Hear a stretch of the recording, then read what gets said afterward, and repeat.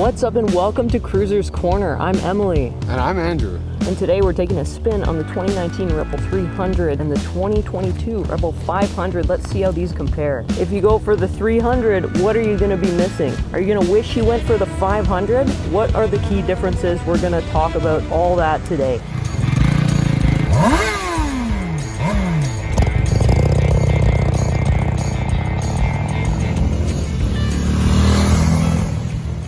Check out the description down below for product links, hit that subscribe button, and let's get cruising.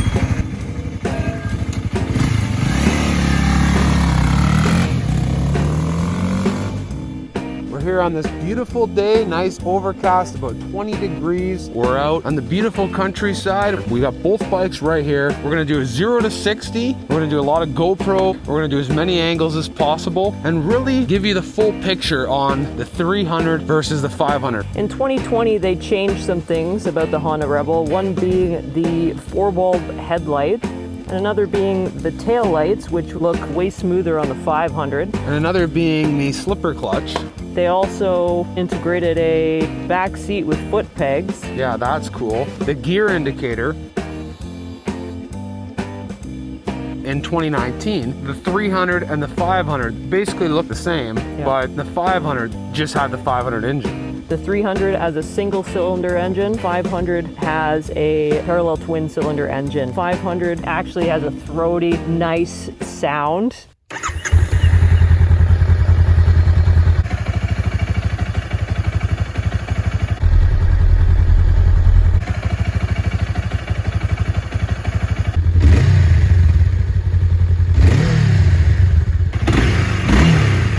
Okay, let's hit the course and let's check these bikes out.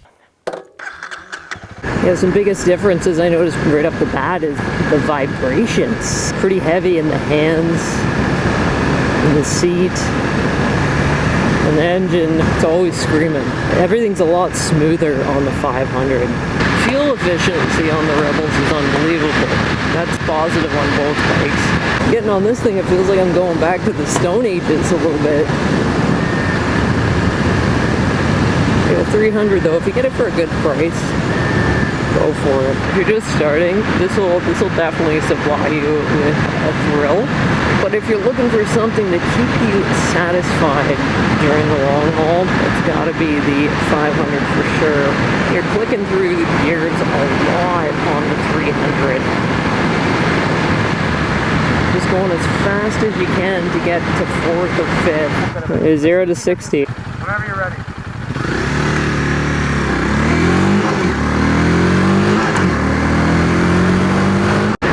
What gear am I in? It's really annoying actually without the gear indicator.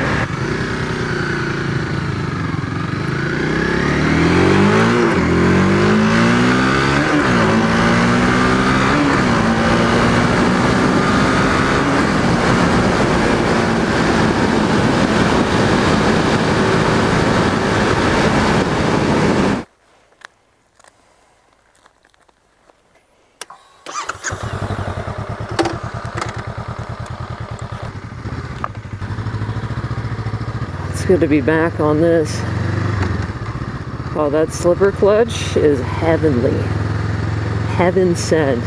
Actually put me in a bad mood going back to the 300. I'm definitely in a more comfortable seat. You know, riding the 500 for a week and a half, I wasn't sure if it was much different, but the seat's definitely more comfortable. I'd say the biggest difference between the 300 and this bike is the slipper clutch. It just feels so good. The 300 is so stiff and tight. I'm finally at the point now where I can wave. Before it was like, oh no, hi. But like, now I can actually take my one hand off. Anybody have any mods they want to share for their 300, 500? I'd love to hear what you got. Would like to put a new exhaust on this. Not that it sounds bad, but it would be nice. Something a little bit more striking as it pulls out of the garage.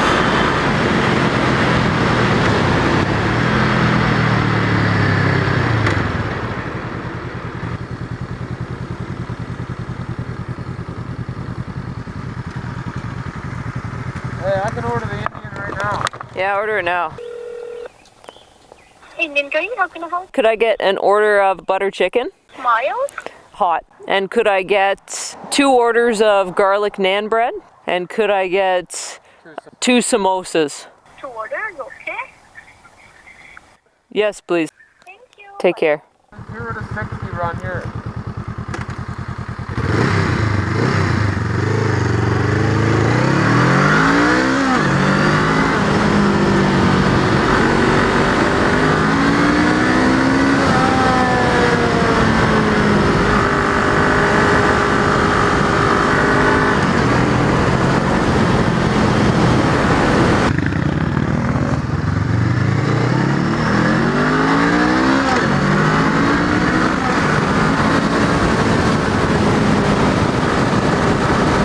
Okay, now we're back.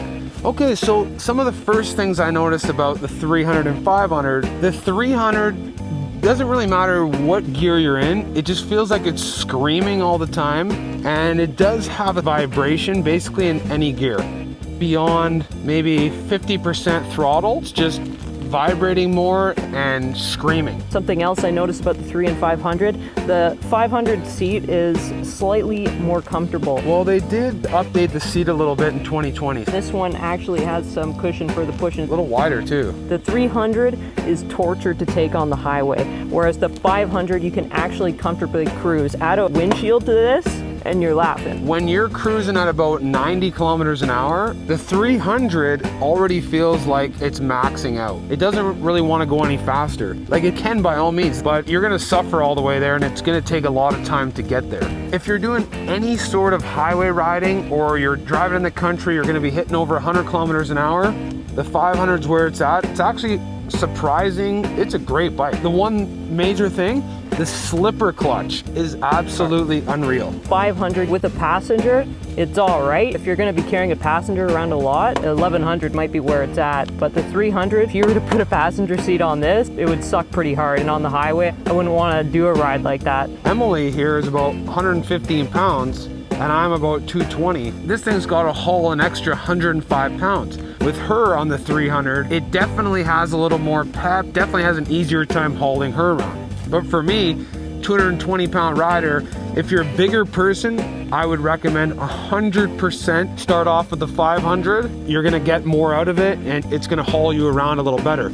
If you're a smaller person and a really new rider, if you're really nervous, recommend trying the Rebel 300, or in Emily's case, she started off on a Grom, a really small light bike that really gave you the confidence to really learn the gears, learn the clutch. That was a great progression actually. After 2 weeks, was sick of it, got this, and after a few months, I was like, oh, I wish I got the 500, but I needed to ride the 300 for a period of time before I even felt that confidence. So I think we said this in another video, you're damned if you do and you're damned if you don't. Hope you enjoyed the video. Let us know what you think. Are you going for the 300 or the 500? Thanks for stopping by.